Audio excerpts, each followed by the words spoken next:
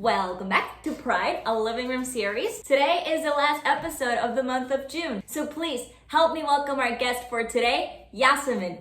Ete! Hi. Hello. Thank you for being here, Yasemin. Thank you for having me. Can you please start us off by telling us a little bit about yourself and also what is your number one top choice book of the moment? Oh my God, that's a really hard question. Well, I guess I can start by saying I am a bookworm. It's pretty much what keeps me sane in this world. I am from Turkey and I've been living in America for 7 years. I came here as an actress. That's what brought me here initially. But at this stage of my life, I am starting to get a little more into writing. But that's just the career part of who I am. I guess I would say if I had to describe who I am, I'm a very curious person. That would probably be my number one defining characteristic. That would be, I think, a word to describe me. Mm-hmm. That's not who I am. That's one word. Your book has to be one. Oh my God. Okay, you know what? The other day, I just finished this book, but it was this book called The Weight of Ink. And I really recommend it to anyone listening. It just took place over such a long period of history, with flashbacks and letters, and it was a woman's story, which is what I like to read about, women's stories and them getting to find their place in the world. So yes, Weight of Ink by Rachel Kadish. This year, with all the situations that are happening in the world and here in America, and us being forced to stay inside, what has been your experience and discoveries that you've had within yourself? I definitely thought about a lot in that. What can I take responsibility for? What about me needs changing? Because, it's the world scale, but then it's the same thing is always paralleled, I think, on the personal scale, whatever is happening globally. So I got to think a lot about that. And I think one of the things I noticed is my fear of putting myself out there, my fear of getting my voice heard, my fear of that, that I hold myself back from being active and making an impact, and the fear of making mistakes, the fear of being wrong. A lot of that I came across in myself, because you get to sit so much with yourself and I don't know if you've had the same situation, but I had the craziest dreams during this entire thing. I honestly just felt really uncomfortable every time I'm alone with my thoughts, which has been a lot of the time. Yeah. And I realized how much mental overload I can put myself through. I realized how much information we cram our brains with on a regular basis. And I don't think it was until we literally had to be on Zoom for all of our lives that I'm I don't want screens anymore. I need some contact with the physical world. And so I started doing that. I just started gardening. I started doing a bunch of physical activities, sweeping the house a bunch. You're sweeping. I'm surprised with that. Sweeping, do you find pleasure in that? And then that again, that ties to a lot of things, right? I think just that introverted space of just living inside the head rather than dealing with the physical world. I think it just ties to what I said first, my reluctance to put myself out there and take action, want to stay in, but that's not really useful. Yeah. How do you feel being on this show and openly talking about being a part of the queer community? Oh my God, I feel terrified. It's terrifying because I haven't really done it before. So your show is very special. It's been very scary for me, honestly. In myself, I'm totally open to this, but outwardly not so much. I think cultural aspect plays a part of it, because honestly, I've never seen two women together until I moved to America, that I did not even see and know that was a thing. It's not something in public eye. It's just such a far away thing, mm-hmm. that it took me a very long time to be okay, this is something that I can be forward about and still survive. And I mean, I'm here, I'm in America, right? So in a way, it's a different society now. It's a different tribe. Still, your home kind of lives with you wherever you go. It doesn't matter if you're there or not there. It's still a big, big, big part of you, because I was there for the first 18 years of my life, So that's terrifying. But in a way, it's nice because, like I said before, that's like one of the things that I noticed this year in 2020. I'm like, oh, I hold back, and holding back doesn't help. You got to get the stories out there.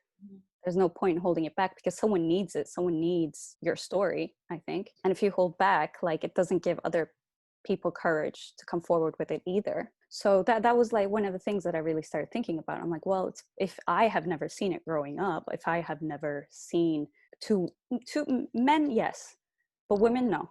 If I've never seen that, then I'm just playing into that by also hiding in it. Labels, I wasn't aware of. Like, it was just like there were gay people and there were lesbian people, and that was it. That was kind of the knowledge. But I always had the sense that I'm like, that's interesting. Like, I feel like I'm into both. And I had, this is so funny, from Lord of the Rings, the first movie, I had two crushes, Aragorn and his lover, the one Liv Tyler was playing. And then I found a poster. It was a time when, like, there were these magazines, right? He was like Go Girl or something. And one poster that came out of it, it had him on one side and it had her on the other side. So I took this poster, and one week I would have his picture up, and then the other week I would have her picture up. And I was like 7.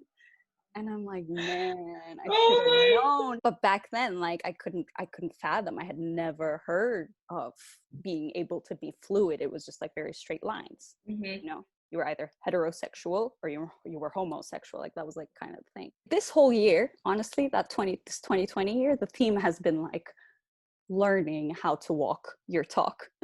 I just feel like I'm such a hypocrite if I'm like talking about, oh no, like, we should be free, people should be free, blah blah blah, if I'm not doing it myself. So I think that was a big part of it. So hi, family. Hi, Turkey. I am very honored and grateful that you chose this opportunity to take such a big step in your life. I am too, likewise. In other news, we're going to go into the last segment of our show. The guest before you, Gianni Perloni, he made you a question that you will answer, and afterwards you're going to make a question that my guest will answer. All right? Oh my God. Yes. Okay. So Gianni asks you, si tuvieses la oportunidad de cambiar solo una cosa en el mundo, ¿qué cambiarías? Okay. Thank you, Gianni, for this question. If I had like this wand that could change like everybody's mindset or something, it would just be this need inside everyone to be like superior than at least one person. That's like the way that a lot of times I think we feel good about ourselves. Like, okay, but at least like I'm more like blah blah blah than this person.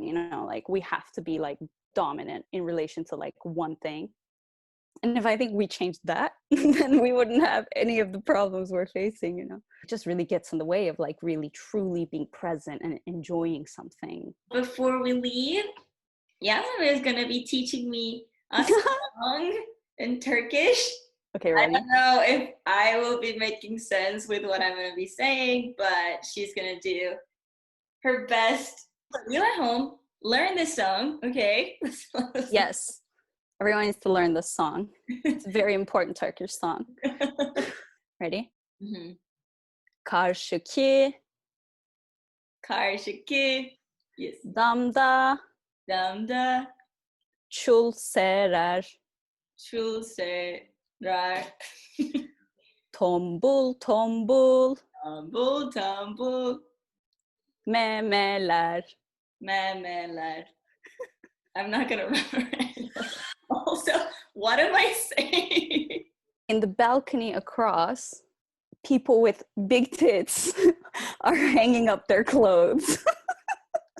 Is that what I said? Yeah. Do you want to sing it again? I'll sing it again now that I know what I'm saying. Shakir, Amda, Chusera, Tombul tombul. Tombul. That's so good. Memelar. Memelar.